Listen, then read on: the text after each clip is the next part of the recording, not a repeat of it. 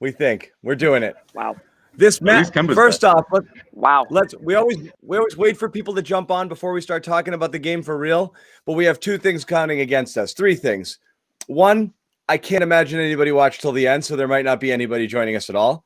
Two, there's NFL football, and that's going to happen, and it's a Sunday. Three, Josue Pavone, our masked man at the upper right-hand corner here, is at the Garden, and he could be told he's got a boogie at any point in time. We don't know how long he's going to be there, but Josue's there covering the Celtics. Josue, this might be, Jimmy was joking about it, this might be worse than the last game you covered, which was the one they sent everybody home because the whole team got COVID. Oh, it's 1,000% worse because at least that one didn't result in an L. These guys caught an L, and they caught it in a big way. No energy, completely flat. At least Kemba had some energy in that first half. At least he was attacking the rim and wasn't, he was a bit careless with the ball here and there, but that's to be expected. But that's the only good thing that came out of this game was seeing Kemba Walker pass the eye test. And luckily, from the looks of it, he just took a bad shot in the ribs from the Knicks' big man who was just clearing out everyone today. But looks like he's okay. Brad Stevens will give us an update. But yeah, guys, this one was ugly. I think again, remember Friday night when I was talking about how the Celtics they look amazing when the 3-pointers are falling, but when they stop falling, all of a sudden the run runs dry. The well runs dry. Yeah, that's what happened here. Yeah, exactly. Like, oh man, like if those 3-pointers aren't falling down, Shemi, Neesmith, I mean, these guys, if they're not giving you those 3-pointers, I mean, the offense it dries up. Yeah, it's a make-miss league, as the kids like to say, or as we said a lot. You said that. Yeah, that's right. As we said it a lot of times during the playoffs when we tried to overanalyze why certain games went the way that they went. We're like, well, they shot 20% from three.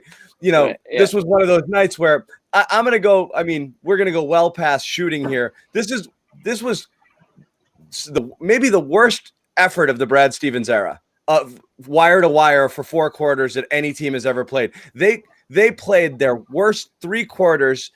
I mean, throw away the fourth because that doesn't even count. They played their worst 3 quarters back to back to back, the first, second, and third quarters of the entire season.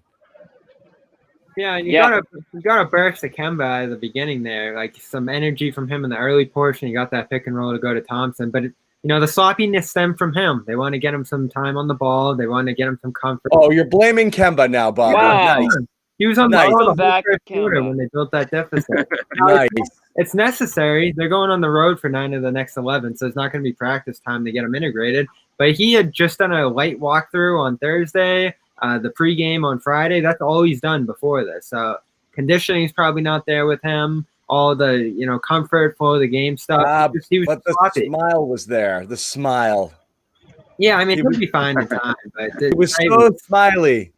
This was pretty much just a scheduled loss. We've been trying to get him comfortable. Like this just became a practice for them and trying to integrate him again because nothing looked good. The starting lineup did not flow well around him. The bench unit did better. I think they actually had a positive advantage into the third quarter with the bench unit out there. But man, the starters got outscored by close to 30, and that was the game there. One quick thing, and Jimmy, I want your initial thoughts, and then we'll get into Kemba. Just one quick note. When you mentioned that starting lineup, I did want to add, and we can get into it a little bit later. I think the return of Kemba here, this clearly signifies the death of the 2 big lineups. So if one good thing came out of this, they played tonight. They came back. I know, but they played later in the game, but it didn't start. They started Grant. Obviously, that's going to be Tatum when he slides in there, and that's going to be it. We knew that was going to happen, but it's nice to see it officially that they're probably going to go Kemba, Smart, the 2 wings, and a big with Thompson, and we're going to get into Thompson a little bit later too. But, Jimmy, your initial thoughts. We're going to get into Thompson. My initial thoughts were, what the hell did I just spend 3 hours watching? I can't believe that we have to come on the show and talk about this game after that performance that we saw. Bobby, one thing I'll say, I thought Jaylen Brown played okay. I mean, especially – he was the only one really contributing at one point. I mean, he had some nice 3-pointers in a row there, kind of kept the Celtics within some sort of striking distance. But other than that, I mean, just a listless effort and performance from top to bottom, really. Josue, are you sure these guys don't still have COVID? I mean, the way they played out there, they looked like they didn't look like themselves. That's for sure. Yeah, normally for the matinees we would blame it to them eating too much food beforehand, but not this one, man. I don't know. Things are light. Or being out late. Everyone is sort of. Or on the road. They were out at the club. It's different. Yeah, they're out late on a Saturday night, but like, what the hell are they doing last night besides going to bed? I mean, what can you do? So I mean, it was very surprising. I mean, the Knicks are the Knicks. I mean, you've got Randle on that team, but other than that, I mean, you want to talk about Barrett a little bit. You want to talk about Toppin, but this is not a Knicks team that should be blowing anybody out of the water. Never mind the Celtics. Josue, let me ask you, since you're there, and then let's kick off the Kemba conversation.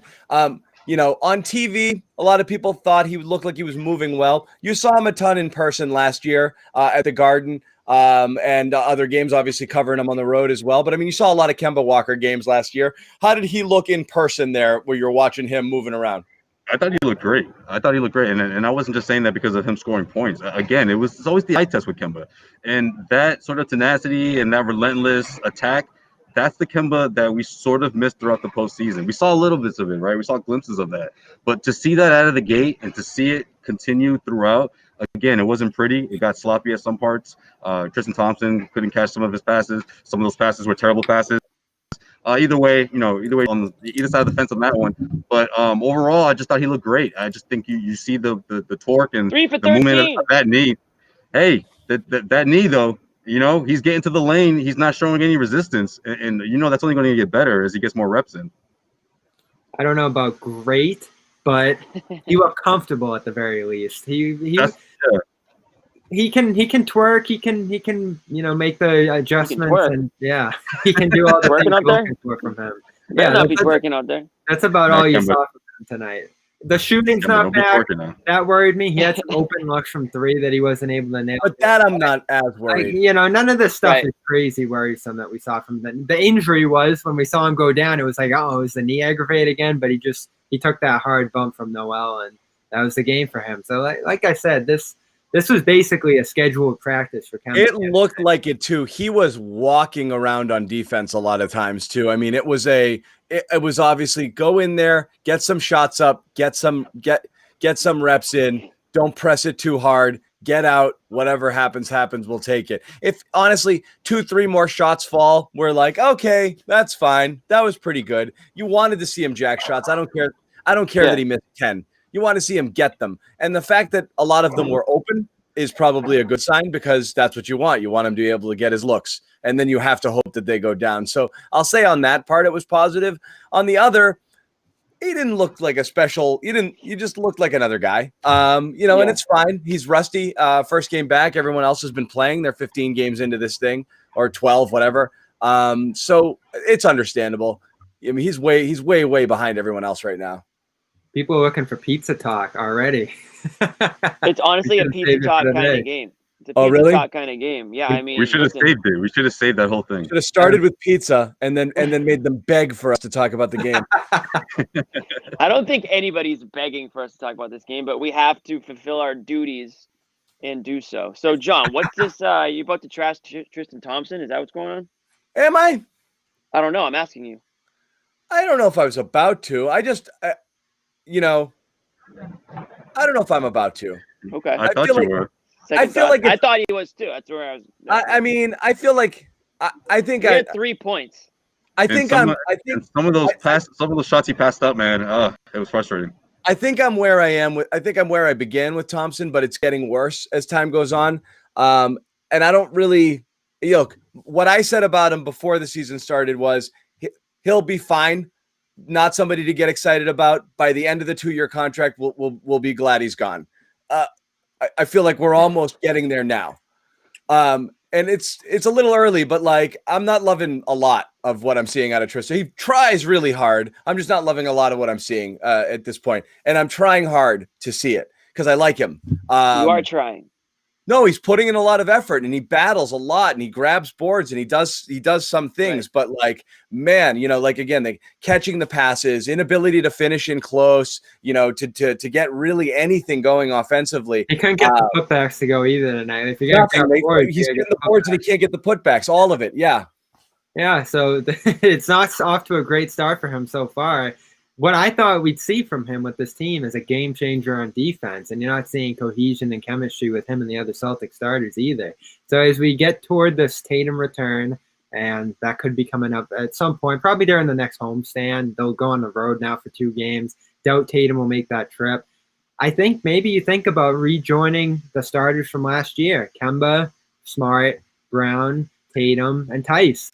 Tice just looks better to start this year than Thompson does, and so does Robert. All Thompson's shown so far this year is an energy guy, and Robert's not going to be back either. I still think he's more of a bench energy guy, as Jimmy's talked about. I know, but if Tice is the starter and Williams is the great energy guy coming off the bench who plays so well with Tatum in that second unit, what's Thompson's role at this point? What's left? No, it'd still be some minutes for him. I'd rather some minutes, but again, this is a guy we were getting excited about and saying we're happy they got him plus the TPE instead of a Miles Turner. I'm not going to always make it about Miles Turner, but like we were talking about a guy who's supposed to be more of an anchor. It's not if he's just a rotation big, 15 minutes a game, 2, 4, 5, 6 points, couple of boards. That sounds like Cantor. It's like Cantor. I said, he's defensive Cantor. Cantor was offense and board. Cantor you brought in when you wanted offense and boards. Tristan is in there when you want defense and boards. But that's it. That's it. I mean, he's as bad offensively at this point as Cantor was bad defensively. It's pretty much a wash, I would say. I saw some good signs from him early in the game. And what I talked about last night that I was looking for with him was from some pick and roll action, and Kemba actually got him going there. That was what excited me most about Kemba's game tonight, was some of the chemistry he had with the big men, which is one of the best things he showed last year. So that was like the glimmer of hope I saw for him getting more involved offensively. But you said it. The defense is where he needs to lay his imprint. And a game like this, going against a Noel, a Robinson, those kind of guys, when the game's played on the interior, that's where you want him to show up and make a big impact. So I'm not calling it a bust of a signing yet. I still want to see him get to his most condition throughout the year. I know a lot of guys came into this year not at tip-top shape. We're about 3 weeks in now at this point, so he's probably getting there, but there's just not that burst from him. You're right. There's not that athleticism. He can't get above the rim on lobs, stuff like that. Can't get the putbacks to go. It's not great so far. It's not. Among true bigs, he looks like that guy, the short one, who's playing with his older brothers, and they just kind of tap it up in the air, and he keeps jumping and jumping for it. He just can't get it. Poor little guy's trying so hard. A bad putback miss tonight, and they couldn't make anything. This wasn't all about him, but this is a game where you want him to show up. Yeah, Josue, before we lose you, buddy, what was it like at the game today? I know the last time you were supposed to be down there. That was the day that they shut it all down. Where Josue, so people are wondering why Josue looks like he's using a street light. Josue's at the Garden. It looks like he's in some underground layer. There's no Boston Wi-Fi. He's out there. Show them, buddy. Hey, there we go. Yeah, you just can't see it that way. Let's see what you look like. I'm under the light. Yeah, so take us through the day. What's the vibe? Yeah, Josue's at the Garden. Everyone's worried for your safety. They think you're in an alley about to get stabbed. No, the vibe was different. I don't know, Jimmy. I don't know how to say it. I just feel like everyone just sort of does their own thing. You just walked in like typical, like go through security. I was Josue Pavone reporting from the Garden. Yeah. Thanks, Josue. Yeah, you go straight to your spot. You got to eat in a different area now. You can't bring food to your laptop, and everyone is just like more like 60 feet away as opposed to 6 feet, But it's nice. I mean, you got all that space. You just don't have the camaraderie and the joking around like we used to do. The ball busting we used to do. Remember, Jimmy? Especially in the cafeteria. Oh yeah. You see your guy Cedric there today? I did not, unfortunately. He's VIP, man. He's in a completely different other section. Yeah, they're in a different spot. He's got to wear these bracelets that won't let him near people like me, Well, us regular people, right? Us regular people, right? Yo, what Julian's my spirit animal here, by the way. VIP media. That's John's burner, I think. That's my guy. True story. Last year, John made us do my burner. True story. Last year, John made us do a video comparing Brandon Clark to Grant Williams and like which one's having a better season when it was. No. I remember that. Yeah, I remember John wishing that it was Brandon Clark on the Celtics team instead of Grant Williams. Who doesn't wish that? Yeah, anyway. That's true. Hey, you said it before most people did. What about during the game? What's that like? And you hear like the shoes and like squeaking and like what's that like? You hear that, and I like that. I like that about it. The pumping crowd noise it's non-existent. It sounds way better on TV. You don't hear it at all? You hear it, but it's so faint compared to Oh, the really? music. At Gillette, it's deafeningly loud. It's really weird. I think in other arenas it's way louder than it is in here. At Gillette Stadium for the Patriots, when I went to cover earlier this year, a couple times, I was just like, it's distracting. It's weird too because it's so big. But yeah, it's mellow there. Yeah, but all the timeout, content they still do that stuff, especially because of Martin Luther King Day. A lot of stuff in the bubble. A lot of which is Monday, Jimmy. Messages. Yeah, which is Monday, not February. No. Yeah, that one's it's a common misconception, Jimmy. Black History Month and MLK on the same month, but no. But the player introductions was a little turned up, a little more to it than I was expecting without the crowd. But interesting. We're one of the few people in the world who have seen live basketball, man. So congratulations to you. You know what was interesting though, and I thought was significant in the third quarter when the Knicks came out to that 5-0 run. That was the loudest I heard this place, and it was all the Knicks players just screaming and I'm like, yo, Celtics have to crush that right now because they're gonna build off of that. That's exactly what they did. That 5-0 run, Brad Stevens called timeout 2 minutes into the half, and all of a sudden it was just like, okay, let's stop this right now, and then they just off to the races. 20-point lead, and that was it. Knicks have some guys. It was surprising how hard they came out here. Jimmy, have you heard of Immanuel Quickley as we test our guys around the league? We know. Who do you play for? I've Who do you play that game? That's about the extent of it. Yeah, that was a steal for them, it looks like. I think he got drafted by the Thunder, traded there on draft night, 25th overall. That floater was crazy in the third quarter. You got like 4 of them to go in a row over Thompson. That was what impressed me most about them tonight was that guy. He's roaring towards starting minutes. The Knicks aren't bad this year. I know they came in with 5 straight losses, but they bring it to you. Julius Randle's like 27, 10, and 7 right now. He's just been ridiculous to start this year. Is that a TP guy possibly? I don't know. Who? Julius Randle. People have talked about it. Good. He's playing well. Good. He's good right now. That's really all New York has for a future, Bobby. He also looks he's not an option. If New York just got rid of him for a TPE, like that would be the end of the franchise officially. Oh, it's a heavy contract for multiple years, so that would be the reason. I still think people think it's all they have left, like made of like gold, like right. Like you give it to somebody and they're like all of a sudden like Thank you so much for release now for a contract. That's why they literally nothing. It's literally nothing. Literally nothing.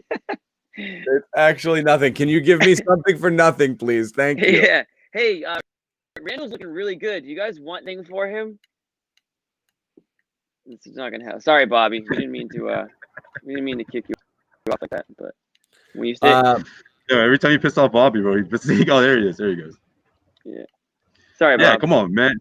Julius Randle and RJ Barrett, that's all they have, man. That's it. That's it. Well, they'll want space for this. I think they got a little bit of cap space as they try to pursue some guys this summer. They always do, not always successfully. But you're right. They probably want to get something for that if they do end up dumping him.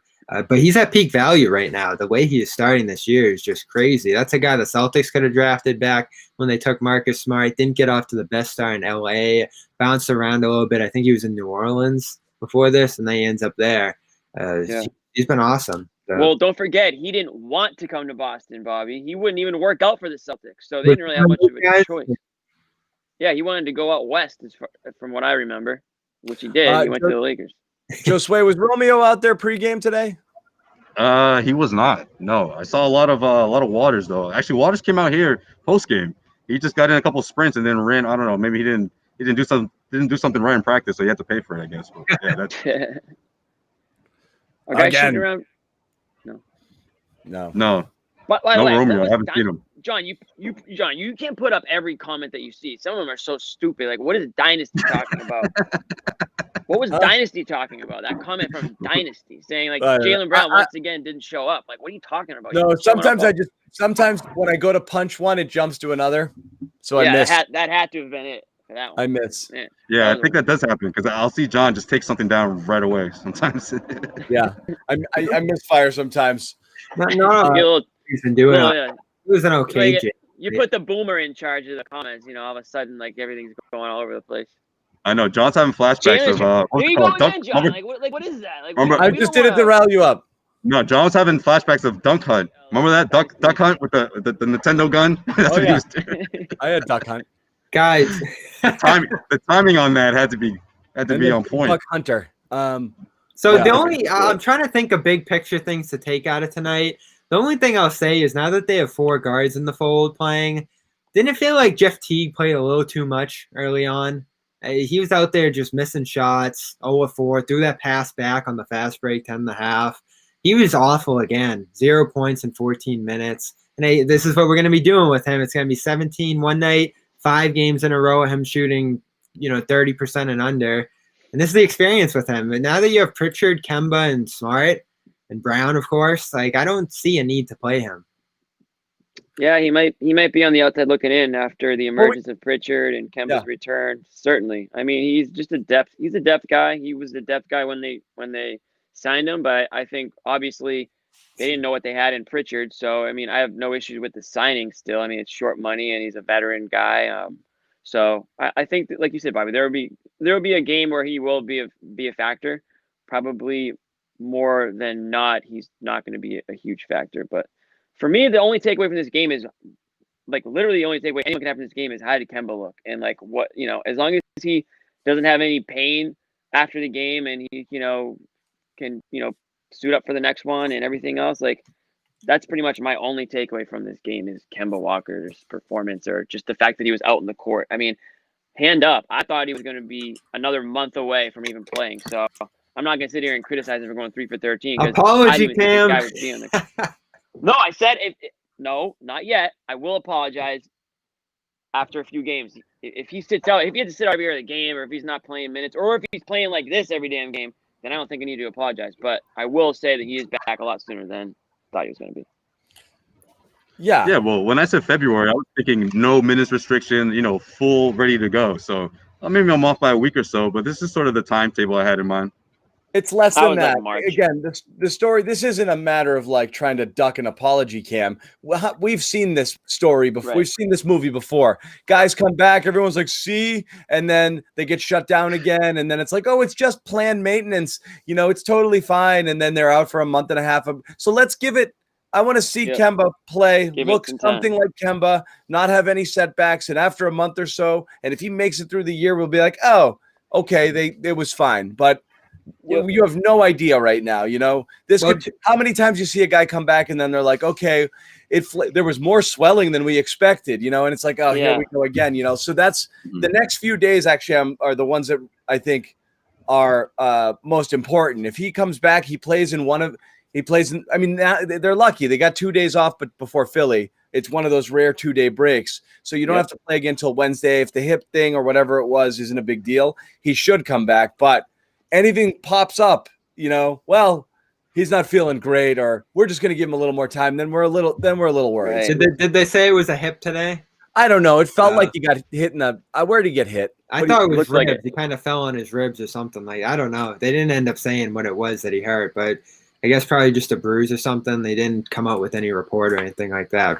Probably could have gone if he wasn't on injury limit. It would be important in those Philly games, though. If we remember the series last year. Him jumping around those screens, hitting the threes against the drop defense. That was all important there. Like I said, I can't imagine Tatum's going in either of those games. So he's got some big ones coming up. Who knows if he plays the second half of that series. Yeah. But it's important that he comes back at this time. 2 things I'll say about his return, though. Interesting that it comes right around MLK Day, which is what I think a lot of teams thought was going to be opening day for the season. That was probably the plan when they started this procedure in October. It was get him back right on time for opening day. So I don't think this was as much him not being ready to go for camp, but they actually had a treatment plan in place for what everyone thought was going to be the start of the season here in January. So that makes me feel good in some regard that everything went according to plan there. I know there's always the bluster in the press conference about how great he feels. He even admitted it at practice. He was like, I know I said I was great before too, but now I'm really great. No, I'm really great. We'll see how it goes, but I don't think there's going to be setbacks here. This is all just kind of gone progressively according to plan. Recapping for the people, Celtics got drilled. Kemba got back. He got hurt. Josue is wearing a mask and in a black backdrop right now because he's at the Garden. So in case you're wondering what the hell's going on, that's what's going on. Brad trying to be Stevens super woke. talked a couple minutes ago, and again, Joe Sway's at the Garden here. Brad Stevens talked downstairs just a minute ago about tonight's performance. Go, Brad. I don't believe that's who this team is. I do believe that we have to play really well to win. Our margin's not big. And so I think for the most part, we've done that through the first 12 games. Today, you know, we had a clunker, and you hope to have as few of those during an NBA season as possible, but inevitably you will have a couple. That doesn't make it any easier in the moment. That doesn't make it any easier in, you know, as you're going through it and watching it, and just like, you know, we just looked like we were in mud today. And credit them, they didn't. And I think that that's the gist of it. We talked before the game about every night you're playing a team and what they're capable of and what they are when they're at their best. And when they're at their best and their physicality gets them layups early, and they start making shots because they feel good about it. And again, credit them. Okay. So this is the stat I had earlier for you, John. January 5th, 2004 was the last time the Celtics shot below 30% in a game. Yeah. They lost that game 78-68. You'll never see that happen in the NBA again. Oh, my God. Yeah, this was 29.8%, 15.2 from three. That's the worst, too. When you take 46 threes, you have mailed it in, okay? Yep. That's as bad. That's a sign that you have no interest in being in this game. You know, you're just chucking threes and not working to, you know, for better looks at the basket. I mean, just an awful. I mean, this is, like I said, we said at the beginning, and so much of the focus is on Kemba. How do you play this way? I mean, how do you play this lifelessly? You get Kemba back. I know, Bobby, you're saying it was a scrimmage. Essentially, you're trying to get Kemba involved. Unless you hate him, like, this is how I would imagine a team that didn't want, like, Kyrie Irving to be on it would play once he returned. You know, like, I hate this friggin' guy, and now that he's back, I don't want to play anymore. And that's not – everyone loves Kemba. Right. So how do we explain this effort? Well, you got Jimmy. I don't know. How do you explain it?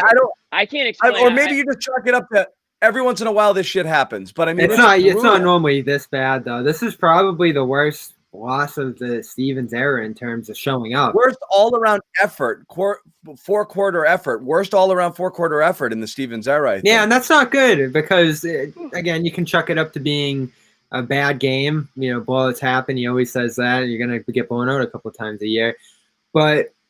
Like he says, the thin margins. He keeps saying they're not playing well, even through the good records. He's seeing things that are disturbing to him, even through like an 8-3 start as it was. So was it a little bit of a fluky start to the year? Did they hit a soft patch there with the Detroits and Indianas and other teams to go through? They're a little bit easier than the Bucks and Nets that you see at the start of the year. We'll find out quickly this week because it's the same kind of team in Philadelphia. Huge bodies and Embiid playing at an MVP level. If they play like this, they're going to get smoked in both of those games too. Let's talk about Philly 1 second. I did want to ask Joe Sway just on this game. Joe Sway, what was it like? Again, you're there, so you have a sensory advantage over the rest of us. From a body language perspective, watching them, on the bench, in and out of timeouts, coming on the floor in between timeouts. Did they look down? Did it look, like they were like, was Brad like shaking his head on the sidelines? I mean, we can only see so much. No, honestly, it looked perfectly normal in terms of people encouraging each other, teammates getting off the bench and clapping. I think the only time I saw Brad sort of snap out of it, or at least try to snap his guys back into it, was after that quick 5-0 run from the Knicks. He called timeout right away. I think a minute had gone off the clock, maybe. It was like the 11th minute mark or so. And he really got into his team. And I think that's when sort of the momentum, or at least not the momentum, but that sort of guys on their feet and clapping and stuff, it got a bit more serious and more intense. Whereas New York, I think, felt that. They picked up on that because they were over the top. It was the most exciting I've ever seen the Knicks in quite some time. But, obviously you hear more when there's no crowd. It's easier to focus on that. I think there was some significance to it, Being here, I think there's some significance to that because it's like, you hear, everyone heard it and saw it, and the Celtics didn't respond to, that Brad Stevens timeout, and that was just effort, in my opinion. Not responding to that timeout was effort. Yep. That was you knew it was over then. Right. Another Because that's jarring when one. you're supposed to turn things around, and that's when you see that jolt of energy, and you just didn't see it. Right. This was the second worst three-point shooting night in team history when they take at least 10 threes. So, like, the era where you're actually taking threes after the 90s, this is as bad as it gets. Yeah. Let's jump ahead a little bit. We got the Sixers. It's a kind of a double dip here for the Celtics. Huge series. It's a big one. So it's a pretty baseball big series. Yeah, I mean, look, it's it's interesting here for the Celtics. I'm not going to say it's been a cupcake schedule, but ultimately, you've had, Washington, Toronto not playing well, Detroit a couple times, Memphis, Indiana, Brooklyn. This hasn't been the hardest, stretch of games to start. It's about to get real. Right. And that's what I was afraid of without Kemba. Guys, I'm disappearing for 2 seconds. Do not fret. Joe Sway, lead the way. Oh, wow. All right. Well, yeah, no, I was just going to say, that's what I was worried about when Kemba was out. Was worried about what? The schedule? And now we have to, the schedule, because the West Coast road trip. Sorry, I had something in my ear for a second. The West Coast road trip, not having Kemba, at full strength, but at least now he's ramping up to that. Right. This minute restriction, I don't know how long it's going to stand, but at least going into the that West Coast road trip in February, at least he'll have him at full strength. Right. I mean, this is a good test for the Celtics because the Sixers, preseason, we all thought that they were going to be one of the better teams in the NBA. And since this, beginning of the season, they've shown that they are. So I know that they obviously believe in those guys over there because they held on to Simmons. They could have they had a potential, a chance to make that trade for Harden. They didn't. So they're ready to go to war. Embiid and Simmons, like you said, Bobby, Embiid playing at a type level this year. And honestly, when you talk about effort, it's always been effort with Embiid too, right? Hasn't that been the big knock on him, is that he has everything. He has all the capabilities to be, maybe one of, if not the best player in the NBA, or at least like versatile, dominant force that he is. But for whatever reason, and he used to get criticized by guys like Charles Barkley, who criticized everybody, but he used to, basically call him out for his lack of work ethic, let's say. So it doesn't feel like that's been an issue this year. And maybe they're out to prove something just like the Celtics are. So it should be a really good, couple of games. You mean Charles? We need to cut the line and get everybody vaccinated because we pay Yeah. more taxes. Barkley, that guy.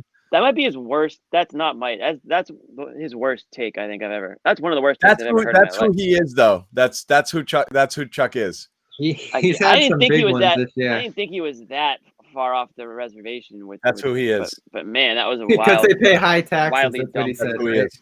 Yeah. Anyway, go ahead, Jimmy. No, and then not to go off on this, but then Kenny was like, "So just because they make more money, they get to cut the line?" He's like, "No, because they pay more taxes." He's like, oh, okay, well they're getting taxed on their income, buddy. So yeah, right. What are you talking about? It is I'm glad that comes up because it's gonna be interesting to follow that. You hear more and more reporters who are connected. I know we had Ian Thompson on Celtics Beat this week on the network. He floated that out there too. That was actually the first thing he talked about in the episode is, could Joe Biden use this as a campaign? And you hear again and again the talk of NBA players getting vaccinated to instill trust in the process. I don't know if any of us would agree with that necessarily, but you hear it more and more as the weeks go by around the league, around people who are, close to people who know things. So that would be the main argument I'll make over it. The one argument I would make over it is, in order to vaccinate the entire food service industry, you'd have to vaccinate, and to keep that going, and however much money that pumps into the economy, you'd have to vaccinate millions and millions of people. In order to get a sports league going, you need to vaccinate about 500 people. It is a relatively small number. So that argument could be made where you're able to, but again, it's really hard to cut the line over, elderly people, at-risk people. Exactly. I mean, if push came to shove and you got to the point where we were at the point where okay, phase 3 open to everybody, and then stuff like that starts to happen, it's a little easier to swallow. It's really hard to cut a bunch of 75 and 80-year-old people in line right now when phase 2 hasn't even happened. You're really only looking at frontline workers right now, and not even all of them. And, both my parents are over 75. You know what I mean? It's like they're next in line. You know, like it's just right. I mean, you've been waiting for these people, that wave of people who are really at risk to get it, and anybody cutting them in line is a really hard sell. I don't care how you put it. Exactly. We're not stupid. They can try to say, oh, it's to set an example and to like tell people and show people that the vaccine really does work and you should get it. It's like, we're not idiots. We know why you guys are getting the vaccine over to these athletes before other people. It's all about money. It's all about making sure that the games can go on. Like, we're not stupid. So if they try to pull that, I mean, I'm not going to believe it. You guys can believe whatever you want. But like you said, John, there's so many, sick people, elderly people that need to get that vaccine before, 23-year-old professional athletes who are, some of the most physically, healthy people in the freaking world. Right. All right. Let's put a bow on this because this was a disaster of a game. We do have a couple coming up against Philly. Can we talk about Tom Brady for a second? Why? Well, he's got a game tonight, and I'm a big Tom Brady guy. I mean, what do you guys think about the game? Rooting against him. Why? No, I'm all for idiotic. It's so stupid. Yep. Get 7. Why would you root against Bring him? home 7. What's rooting against him gonna I do? don't like him. Unbelievable. People are really worried about Josue. I want to remind everybody, Josue is not being held hostage. Josue is at the guard. Show him again, Josue. No, I just blinked twice because I'm in danger. Show him again. Okay, we do not have Josue hidden somewhere. Show them. Okay, Josue's at the guard. I'm right by the Banners kid. Yeah. Dude, I think I see 2008. So much for being on the 4, huh? You're in the sky up there. I'm good. I'll stay COVID free up here. I don't want to be anywhere near a player right now. No offense. Oh yeah, they're the dangerous ones right now. They're more dangerous than the outsiders. I think if a player approached me anywhere, I book it. I go the other direction. So I got a question, Josue. So what happens when the game ends? Where do all the reporters go? They all go to their little spots where I am, and they all tune in from their laptop. It's weird. They tune into the post game show. Yeah, it's just everyone's so isolated and to themselves. It's different. Yeah, it's just Josue on the post game show right now. Yep. All right. Yeah. That's what they do. They all jump right on. Yeah. So 2 games against Philly. We'll be back next week for both of those. It should be fun. We don't know the timetable on Tatum. It'd be nice to have him. We don't know what would happen there. So we'll see. I mean, he's gonna be at that 10-day mark by Monday. And again, I don't know what happens there. So we'll see negative tests, whether he's available for one or both of those. The tough part is he can't travel if he's still in protocol. So, I don't know if they can fly him out for Friday solo or what. It doesn't seem like it. I bet they can. But we'll wrap it up Chartered here. Josue's at the Garden, and he'll have more stuff coming out after the game. Bobby Manning, Celtics blog, CLNS Media, Jimmy Toscano, veteran Boston sports reporter from too many outlets to list, Jimmy. We'll just go with CLNS. CLNS now. CLNS gang. NBC Boston, Comcast really Sportsnet. Yeah. Do you have 8 jobs? Do you really have one? Yeah. Kind of like you got a few. Gross game. Thanks for hanging. Go watch some football. We'll be back Wednesday, Friday in prime time. There'll be some more stuff to talk about. Hopefully Kemba's back. Hopefully Tatum's back. And that's it. Thanks, guys. And hopefully Tom Brady takes the W. Yeah. Not going to happen.